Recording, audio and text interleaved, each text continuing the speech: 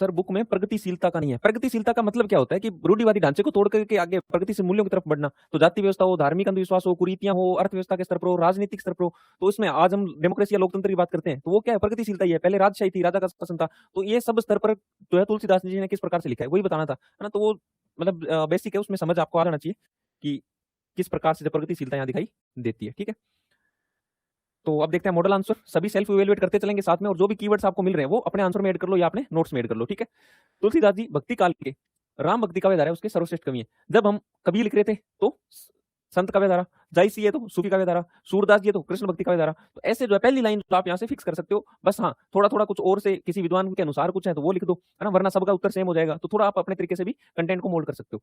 रामचरितमानस के जो नैतिक मूल्य हैं वो आज भी प्रासंगिक सिद्ध होते हैं, है ना, क्योंकि प्रगतिशील है। उस समय जो 16वीं शताब्दी के आसपास जो तुलसीदास जी के विचार थे वो आज भी अपनी प्रासंगिकता रखते हैं। क्यों? क्योंकि उनकी दृष्टि थी वो क्या है, प्रगतिशील थी।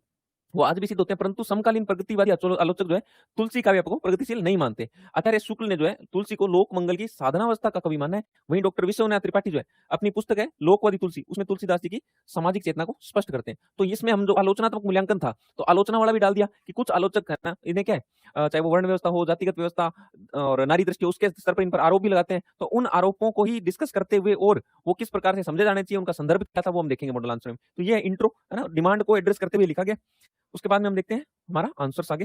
पहली आलोचना कौन सी लगाई जाती है आलोचकों द्वारा? तुलसी के वर्ण व्यवस्था के समर्थन को लेकर के लगाई जाती है, जो आधुनिक समानता और सामाजिक न्याय की दृष्टि से क्या है, असंगत है ना। वो कहते हैं बाहरी शूद्र डिवीजन है सन हम तुम्हें कछु घाटी, ज्ञान है ब्रह्म जो विप्रो है अंकी देखनी डाटी। तो किस प्रकार से ये जो वर्ण व्यवस्था है ना, वर्ण व्यवस्था है, ढोल गवार शूद्र पशु नारी सकल प्रताड़ना के अधिकारी। तो इन पर जो तुलसीदास जी के विचार रहे हैं वो कहीं ना कहीं दिखाते हैं कि वो वर्ण व्यवस्था का समर्थन करते थे, परंतु वो उस समाज के हिसाब से क्या आज आधुनिक काल में हमें वो व्यवस्था संगत प्रतीत होती है? नहीं, क्योंकि आज हम समानता की, भाईचारे की, लोकतांत्रिक व्यवस्था की, समान अधिकारों की बात करते हैं। यहाँ तक कि हम पशुओं के अधिकारों की बात करते हैं ना, पशु कल्याण पर हमने जो है क्रूरता निवारण अधिनियम 1960 भी बनाया हुआ है। तो ये जो प्रगतिशीलता है ना, वो कहीं ना कहीं इन पंक्तियों में जो है नहीं दिखाई देता है। परंतु ये जो पंक्तियां हैं उन पर बाद में अन्य समीक्षकों ने एक्सप्लेनेशन भी दी है कि ये तुलसी द्वारा भक्ति के स्तर पर जो वर्ण व्यवस्था है उसको नकारा गया है। शंभुक वध प्रसंग है वो उन्होंने छोड़ दिया है। इसी प्रकार से जो सबरी थी उसको भी क्या है, भामिनी की संज्ञा देकर के प्रगतिशीलता को दिखाते हैं। सोई अतिशय प्रिय भामिनी मोरे सकल प्रकार प्रगति तोड़े। तो वहां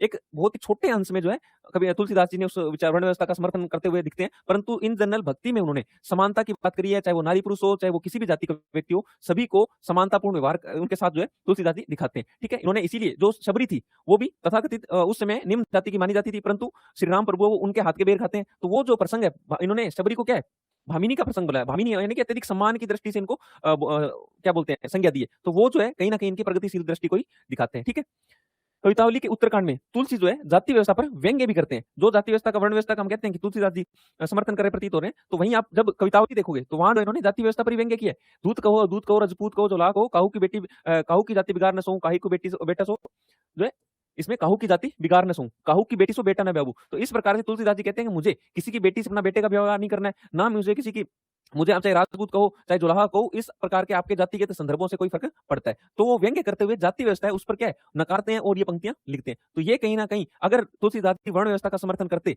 तो क्या ये पंक्तियां लिखते? नहीं, परंतु वो बहुत ही सूक्ष्म अंश है जिसको लेकर के आलोचक जो है आरोप लगाते हैं। परंतु इन जनरल जो है ना, सामान्यतः तुलसीदास जी ने वर्ण व्यवस्था या जाति व्यवस्था उसका समर्थन नहीं किया, और वो इनके कवितावली के उत्तरकांड में स्पष्ट दिखाई दिया जाता है।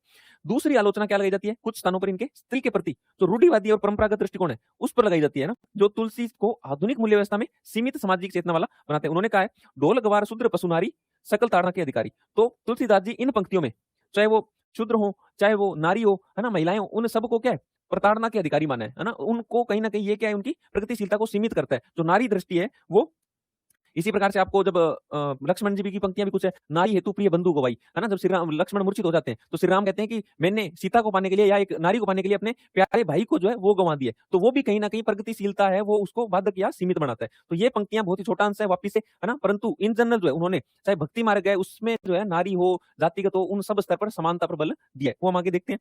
तो ये कहीं ना कहीं तुलसीदास जी पर आरोप लगाए जाते हैं। ठीक है, परंतु यह प्रसंग क्या अधिकांशतः खलनायक पात्रों द्वारा कहे गए हैं। तो ये जो पंक्तियां हैं ढोल ग्वार शूद्र पशु नारी सकल ताड़ना के अधिकारी, तो ये पंक्तियां खलनायक पक्ष द्वारा कही गई है। क्योंकि हम देखते हैं बहुत सारे नाटक है, फिल्म है, उसमें अगर कोई टिप्पणी की जा रही है तो उसका मतलब वो नहीं कि वो राइटर वैसा सोचता है, उसका मतलब है कि वो वैसा पात्र है उसके द्वारा वैसा कहलवाया जा रहा है। वो एक क्या है जस्ट साहित्यिक संदर्भ में उसको लेना चाहिए और उसी युगीन संदर्भ में हमें समझना चाहिए। ठीक है। तुलसी द्वारा जो है सीता को, कौशल्या है, उनको क्या है आदर्श स्त्रियों का सम्मान है वो दिया गया। अगर वो नारी केतु है ना उनकी दृष्टि वैसी होती, भेदभाव वाली होती, तो क्या वो सीता को, कौशल्या को सम्मानपूर्ण जो है दृष्टि से जो उनको आदर्श बताते, परंतु उन्होंने बताया वे भक्ति में नर नारी की समानता है उस पर भी बल देते हैं तथा मध्यकालीन नारियों की दास्ता पर व्यतीत होकर कहते हैं कत विधि सर्जी नारी जगमाही पराधीन सपने सुखनाई। किस प्रकार से जो है नारी अपने सुख के लिए है ना पराधीन है ना, स्वतंत्र नहीं है, उस पर जो है इन्होंने व्यंग्य भी किया और लिखा भी है ना। और इसी प्रकार से राम भक्त नर और नारी, इन्होंने राम भक्ति में नर और नारी है ना स्त्री और पुरुष की समानता पर भी बल दिया है, वो भी उनकी पंक्तियों या रचनाओं में देखने को मिलता है। तो ये पंक्तियां जो है पहले जब, क्योंकि आपको करना है इसका आलोचनात्मक मूल्यांकन, ठीक है, तो इस क्वेश्चन को करने के कई स्टाइल थे। पहले तो आप उनकी प्रगतिशीलता बता देते, ठीक है, सामाजिक स्तर पर बता देते, राम राज्य की कल्पना बता देते, इसी प्रकार से राजनीतिक स्तर पर बता देते, और उसके बाद में चाहे वो वर्ण व्यवस्था हो, नारी व्यवस्था हो, है ना, उस स्तर पर उनके क्या बता देते, आलोचना वाले लिख देते। या आप इसका फॉर्मेट ये रख सकते हो, पहली आलोचना फिर उसका खंडन कर दो आप, फिर दूसरी आलोचना फिर उसका खंडन कर दो आप, फिर तीसरी, ऐसे भी आपका इसका फॉर्मेट जो है रख सकते हो। तो आलोचनात्मक मूल्यांकन में आपके पॉजिटिव और नेगेटिव दोनों पक्ष शामिल होंगे, ठीक है। इसी के साथ तुलसी जो है अपनी प्रगतिशील दृष्टि से राम राज्य की कल्पना भी करते हैं। इसमें राजा और राज्य उसका आदर्श करते हुए तत्कालीन राजनीतिक विसंगतियों पर भी कटु आलोचना या व्यंग्य करते हैं। जो राजनीतिक विद्रूपताएं हैं जो उस समय प्रचलित थी उन पर भी ये व्यंग्य करते हैं। क्योंकि आपसे पीवाईक्यू में क्वेश्चन यही पूछा गया कि कवितावली में युगीन संदर्भ में किस प्रकार से जो विद्रूपताएं विसंगतियां वो दिखाई गई है, तो वो इनके में आप बता सकते हो, चाहे राजनीतिक स्तर पर हो, आर्थिक स्तर पर हो, है ना, वो सब, ठीक है। उन्होंने राजनीतिक विसंगतियों पर क्या लिखा है, मुखिया मुख सो चाहिए, खान पान को एक, पाले पोसे सकलंग, तुलसी सहित विवेक। तो ये उनकी राम राज्य या आदर्श राज्य की है ना कि किस प्रकार से राजा और प्रजा के बीच में संबंध होना है वो बताया। वो उन्होंने संज्ञा दी कि जिस प्रकार से अपना मुंह होता है जो खाता है, परंतु अंग उससे क्या है सारे पलते हैं। इसी प्रकार से उन्होंने लिखा कि राजा मुखिया जो है मुख सो चाहिए, राजा है वो मुख के समान होना चाहिए, जो खाए खुद परंतु उसका असर या जो ऊर्जा है वो बाकी सभी अंगों को मिलती है। उसी प्रकार से जैसे राजा खाएगा तो प्रजा को सब सुख मिले, खान पान को एक, मुख है वो खाने को एक है परंतु सभी ऊर्जा पहुंच के, वैसी राज्य में राजा एक होता है परंतु उसके द्वारा जो लाभ होते हैं वो पूरी प्रजा को मिलना चाहिए, वहां सबके साथ में समानतापूर्ण संबंध या वो जो है पाए जाने चाहिए, ठीक है। तो ये कहीं ना कहीं उनकी विसंगतियों पर उन्होंने उठाया भी है मुद्दा, और एक आदर्श राजा और राज्य के बीच में क्या संबंध होना चाहिए वो भी उन्होंने समाधान का संकेत किया। संभवतः तुलसी मध्यकाल के अकेले कवि हैं जिन्होंने आर्थिक समस्याओं को उठाया, सगुण निर्गुण भक्ति ज्ञान में समन्वय स्थापित किया है, ठीक है। इनके आप देखोगे चाहे गरीबी हो, किसानों की समस्या हो, अकाल हो, इन सब पर इन्होंने खूब लिखा है। नहीं दरिद्र सम दुख जगमाई, संत मिलन सम सुख जगमाई। इसी प्रकार से कली बारी बार दुकाल पड़े, बिनु अन्न दुखी सब लोग मरे, है ना। खेती ने किसान को भिखारी को न भीख, बनिक को बनीज न चौकर को चाकरी, जीविका को हीन सिद्ध लोग, कहीं एक अंशो कहाँ जाए का करी। तो ये सारी पंक्तियां कवितावली में हमें अर्थव्यवस्था के स्तर पर क्या क्या विसंगतियां, असमानता और दुख है ना, तो वो सब ये बताते हैं, ठीक है। वहीं ये दरिद्रता है या गरीबी उसको रावण की संज्ञा देते हैं, वो भी हमने देखा। तो अतः उनकी प्रगतिशीलता क्या है, युग सापेक्ष है। तो अगर हम आज के मूल्य का ना अगर हम देखें कि हम उन पे उनका मूल्यांकन करें तो हो सकता है कि उनकी सामाजिक चेतना या प्रगतिशीलता हमें सीमित लगे।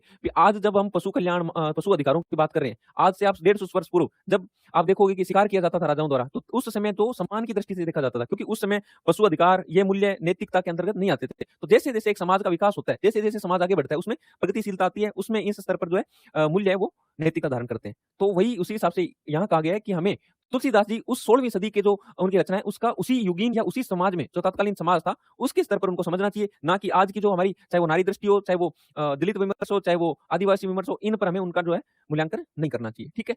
इसीलिए डॉक्टर नामवर सिंह कहते भी हैं तुलसी की प्रगतिशीलता उनके युगीन संदर्भ में समझना चाहिए, यानी कि उनका जो युग था, काल था, उस समय के सापेक्ष अगर आप देखोगे तो तुलसीदास जी हमें क्या है प्रगतिशील कवि नजर आते हैं, ठीक है। तो ये था हमारा पहला क्वेश्चन, आप सबने लिखा होगा और यहाँ से जो भी कीवर्ड्स आपको है ना वो मिले वो भी आप अपने नोट्स में ऐड करते रहेंगे, ठीक है।